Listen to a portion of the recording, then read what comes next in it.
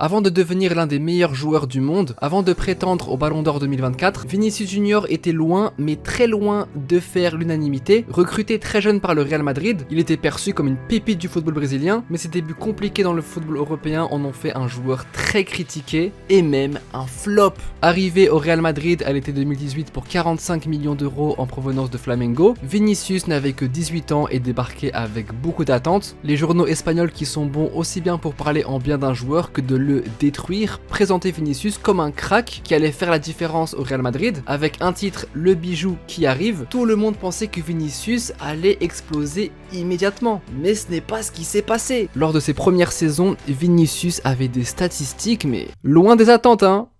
On peut le dire, 2018-2019, 4 buts, 8 passes D. 2019-2020, 5 buts, 4 passes D. 2020-2021, 6 buts, 7 passes D. Son manque de précision devant le but au Real était un énorme défaut, c'était son plus grand défaut. Vraiment, mais la finition de Vinicius à l'époque, elle était mais horrible. Il concluait presque jamais ses actions. Ah bah les stats parlent d'elles-mêmes.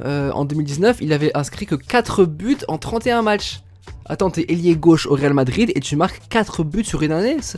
Pour moi, c'est de la science-fiction, les gars. Et à chaque raté de Vinicius, la pression montait pour lui, les critiques pleuvaient. Mais pas pleuvaient, genre il pleut. Non, non, c'était des tornades là. Ah, mais il s'est fait allumer comme pas possible par la presse espagnole. Selon le journal Marca, Vinicius continue de rater l'inratable. El Chiringuito le dézingue, ils font des émissions dédiées sur lui, où ils le critiquent, tellement acharné sur lui que le Real Madrid a pris des mesures pour dénoncer une campagne d'harcèlement contre Vinicius. La dinguerie. Et le plus choquant, c'est que c'était pas uniquement en dehors des terrains, mais c'était aussi sur le terrain. Attends, mais Karim Benzema a dit à Ferland Mendy, frère, joue pas avec lui, la vie de ma mère, il fait n'importe quoi, il joue contre nous.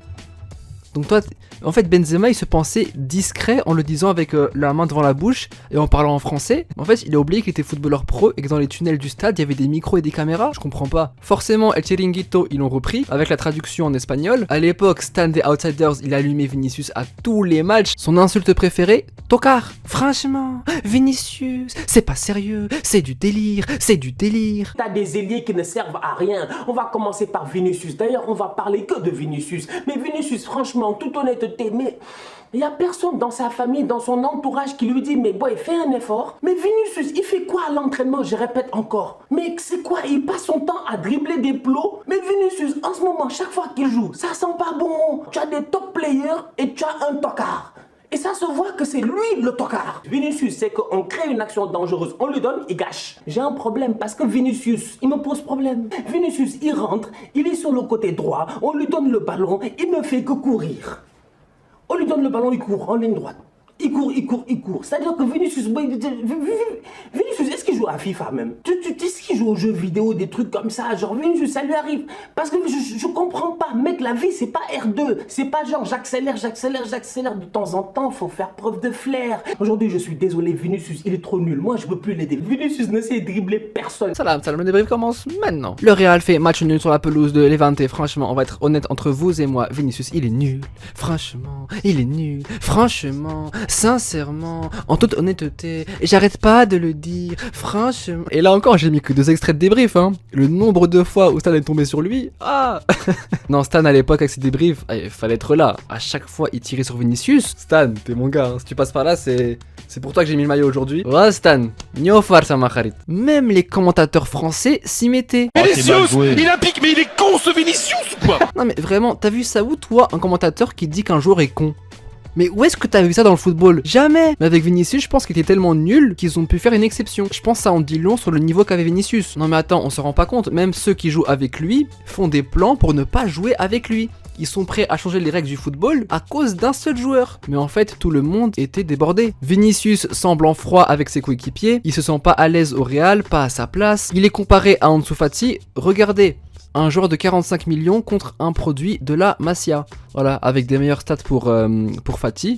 Pour montrer que Fati est meilleur que Vinicius. Aujourd'hui on en rigole hein. Un tweet de septembre 2019 qui nous dit 5 ans plus tard, Pérez et Vinicius qui regardent Ansu Fati soulever le ballon d'or.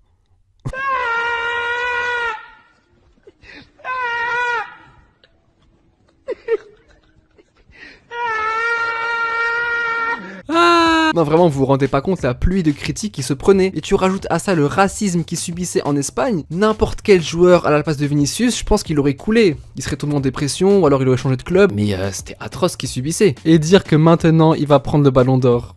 Et Ansu Fati, après l'avoir prêté à Brighton, le Barça compte s'en séparer.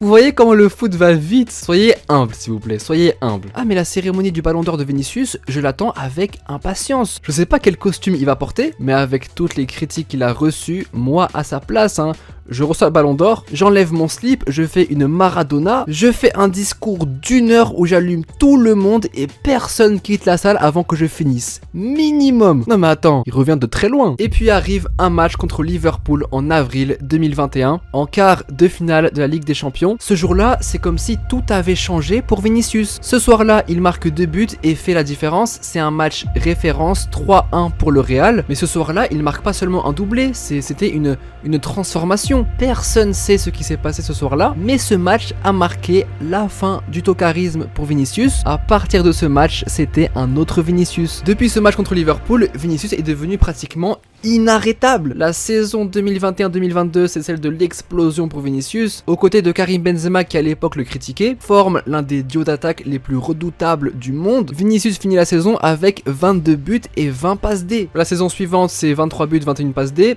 Ensuite, 24 buts, 11 passes D. Le Real Madrid avait enfin trouvé son nouveau joyau, son nouveau bijou. Et Vinicius devenait une machine de précision devant le but, mais surtout un leader technique pour l'équipe. Les journaux qui le critiquaient, désormais, ils font la gloire de Vinicius, ils lui font l'éloge. La Liga de Vinicius, tous les chemins mènent à l'or. Vinicius est couronné. De quelle planète viens-tu? Une ascension extraordinaire après tout ce qu'il a vécu. Sauf que Vinicius aurait juste pu être un joueur qui aurait juste répondu aux attentes, tu vois. Mais non, il s'est pas contenté de juste répondre aux attentes. Non, lui, il les a surpassées. Il est devenu une pièce maîtresse du Real Madrid, un joueur qui fait la diff à chaque match et il mène à chaque fois son équipe vers les sommets. De Ligue des Champions remportée en étant décisif aux 2 finales, ça par contre, on l'a trop banalisé.